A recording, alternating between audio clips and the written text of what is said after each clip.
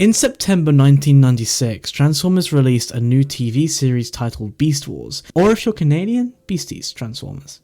Sorry. I've watched a little bit of this show thanks to my friend MrLoubat, specifically the part where Transmetal 1 Megatron fuses with G1 Megatron to become a big angry dragon man who wants to kill everyone. I only own 2 Beast Wars figures, as far as I know of anyway, one being Beast Wars Inferno, which I bought at an in-demand anniversary event with Loubat and Kian. Seriously, go watch them. And the other being the star of the show today, Beast Wars Transmetal 2 Megatron, one of the best of 8 Transformers I own today. Anyway, let's get to it. The sculpting in the robot mode is absolutely amazing. I very much love the shape and size of Megatron here. I mean, just look at him. He's one beefy boy. I fucking love his big dragon neck arm, which I like to call his penis arm for some reason. The detail on the arms, legs, body, pretty much everywhere is quite consistent, and there are barely any spots in which I would consider under-detailed. Around the arms and lower legs, you can see some cool looking scales with a nice dark red and purple gradient, which looks fantastic. It works like a charm on this figure. The areas where the scales are not, you can see some metal detailing in which is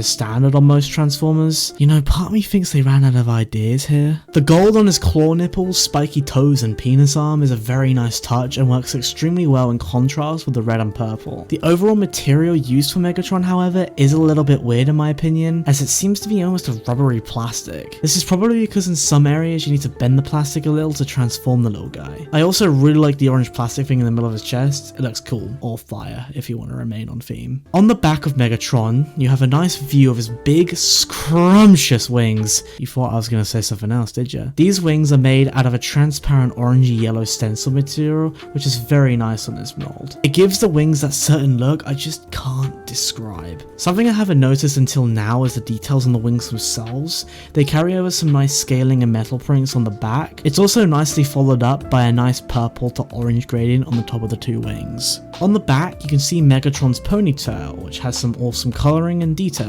If you lift his ponytail, you can see a slightly hidden secret chest plate, which will come in handy later, trust me. The head sculpt on this mode is absolutely spiffing, however a bit too small in comparison with the show, which is fine in my liking as the rest of the figure is fucking amazing. I very much enjoy the transparent orange visor thing above his face and the details all around his face and head, bearing in mind that visor isn't actually in the show, I just think it looks cool. Posing Megatron here is actually quite fun, however it is limited due to the head being on a swivel. The sculpt finds itself not being able to move that far left nor right due to the top of the wings getting in the way of Megatron's ponytail, which can only move left, right, up and down and can only twist about 90 degrees left or right, which I would consider a con when it comes to trying to pose Megatron, but overall you can get some great posing out of him. Moving on, Megatron's left arm can be in the standard ways you'd expect, along with a nifty double jointed elbow due to the transformation. His dragon arm moves in very similar ways. Posing this arm is quite fun as well, as it's reasonably limited due to the ball points or whatever they're called. The wings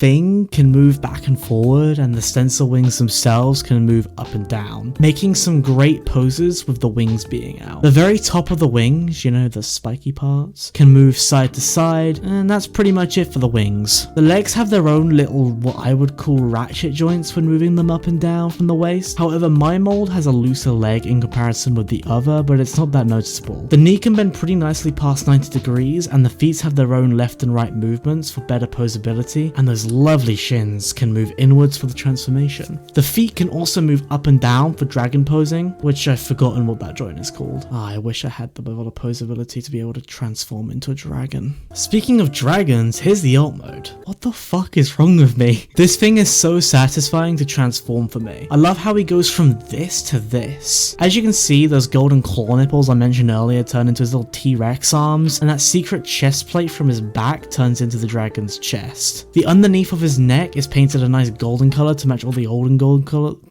color to match all the other golden colors on the dragon. Those shins, the lovely shins, turn into whatever you call this on a dragon or dinosaur. The detailing on his upper neck is amazing. I haven't already mentioned it already before. And his facial work on the dragon's head. Seriously, what the fuck is wrong with me? He has nice horns as well. Would recommend 10 out of 10. His mouth can also open. Looking further down, we'll commence the penis check. Gosh, that's a big schlong. All jokes aside, Megatron's ponytail tail turns into an actual tail, which belongs to the dragon mode. I will say, after shoving it up my ass, I mean playing with it for quite some time, it has loosened the ball joints and made him less erect. Turning him around again, we'll see some things different about his back. There's only one thing different, to be honest. Where the chest plate was in the robot mode, there are now some, I guess I'd call them spine detailing to fill in those areas. This is actually detailing for where Megatron's head was, hence why you can only see these swingy things here. The wings in this mode are where they shine the most. Spreading those wings out and opening the mouth, posing him in numerous stances and making him fight Blue Streak makes for some great photo material. Honestly, I need to get Louis around to pose all my Transformers in some kind of fight. Transmetal 2 Megatron comes with a nice fireball blasting effect, which is made out of a transparent orange plastic. It's completely solid and can be used as a butt plug.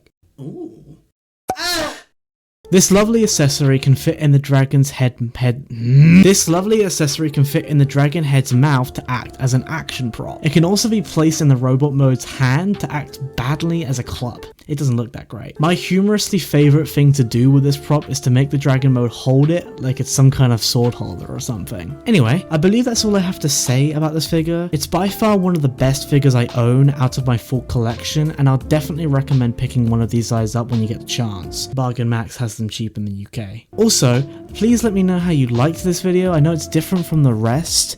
I'm kind of just hopping on the review train that people are doing nowadays, or at least people around me are doing. Anyway, bye bye. I will say that after shoving it up my ass, I mean playing it. Hold on. Hold the fuck on. What the fuck, Kian? He's giving birth. Oh no.